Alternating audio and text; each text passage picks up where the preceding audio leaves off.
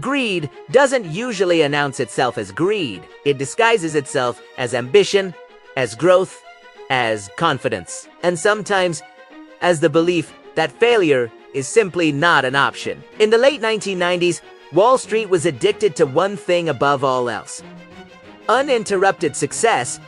Companies weren't allowed to slow down. They weren't allowed to miss expectations. And they certainly weren't allowed to admit that the story was over. WorldCom understood this better than almost anyone. Not because it was the most innovative company of its time, but because it mastered something far more powerful. It mastered the appearance of inevitability. At its peak, WorldCom wasn't just another telecom company.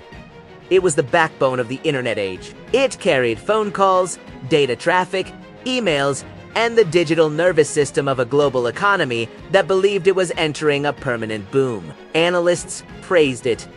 Investors trusted it. Regulators barely questioned it. And inside the company, a quiet decision had already been made.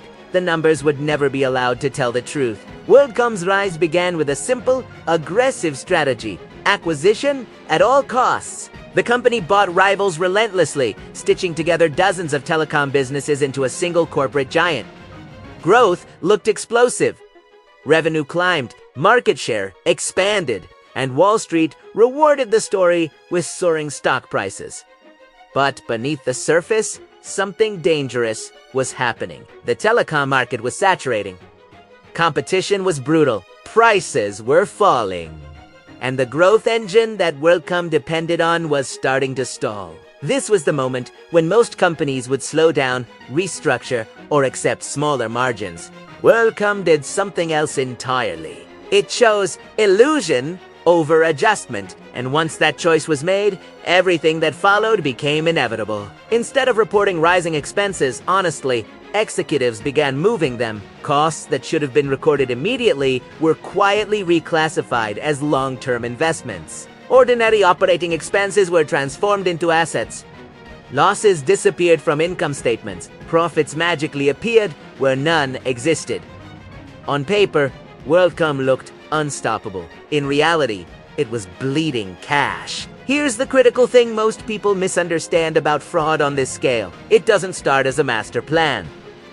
It starts as a temporary solution. A quarter missed here, a bad projection there. Just enough manipulation to buy time. But every lie creates pressure for the next one. Once the market expects perfection, honesty becomes the most dangerous option available. By the time WorldCom's internal accounting manipulation reached full speed, the company was fabricating billions of dollars in profits. Not through fake sales, not through imaginary customers, but through accounting entries so technical and boring that almost no one wanted to examine them closely. Complexity became camouflage, and confidence became the shield. Around this point, make a promise to yourself as you're listening. Because by the end of this story, you're going to understand something unsettling. You're going to see why WorldCom wasn't an anomaly. Why it wasn't just the result of a few bad executives, and why the same incentives that allowed this fraud to grow still exist today, quietly embedded inside modern corporations. Inside WorldCom, fear replaced transparency. Employees learned quickly that questioning numbers was not a career-enhancing move. Accounting staff were pressured, internal controls were bypassed, documentation was altered or never created at all. This wasn't chaos. It was discipline, a system designed to protect the story at all costs. The CEO, Bernie Ebbers, became the symbol of the company's confidence. A former motel owner turned telecom titan, Ebbers embodied the American dream narrative Wall Street loved. He projected certainty. He spoke in absolutes. And he personally borrowed hundreds of millions of dollars using WorldCom stock as collateral, tying his own survival to the company's stock price. A falling stock wasn't just bad news. It was existential. As long as WorldCom's stock stayed high, the illusion held. Analysts continued to recommend the company. Investors continued to buy, and regulators, overwhelmed by complexity and lulled by reputation, remained passive. Everyone had a reason not to look too closely. Everyone benefited from the belief that the machine worked, until it didn't. The collapse didn't begin with a dramatic confession. It began with curiosity. Internal auditors started asking why expenses were shrinking while the business environment worsened, why profits stayed strong while competitors struggled, why the math no longer aligned with reality. And slowly, the structure cracked. When the truth finally emerged, it wasn't measured in millions.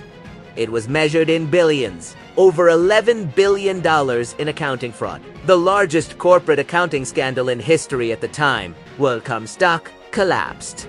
Employees lost jobs, pensions, and savings. Investors were wiped out, and trust evaporated overnight. Bernie Ebbers was convicted and sentenced to prison.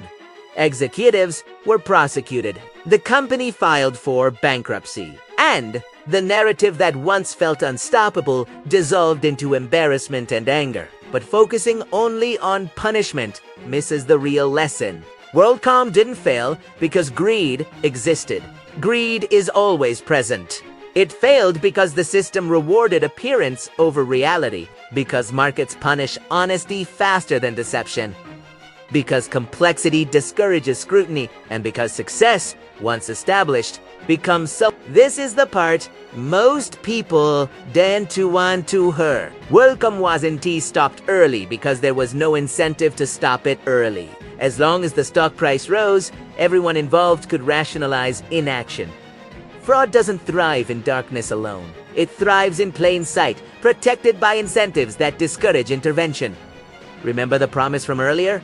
Here it is. The most dangerous aspect of the WorldCom scandal isn't that it happened.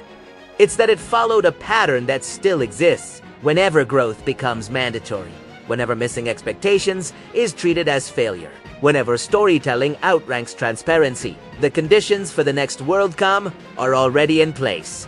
Different industry, different technology, same psychology. Understanding WorldCom isn't about telecom history. It's about recognizing how easily markets can be trained to prefer comfort over truth, how easily confidence can replace verification, and how quickly temporary solutions become permanent lies. If you want to understand how financial scandals actually form, not just who to blame after they collapse, subscribe to the channel. Because the next corporate fraud won't look like WorldCom, but it will be built on the same invisible foundation, and by the time it's exposed, the damage will already be done.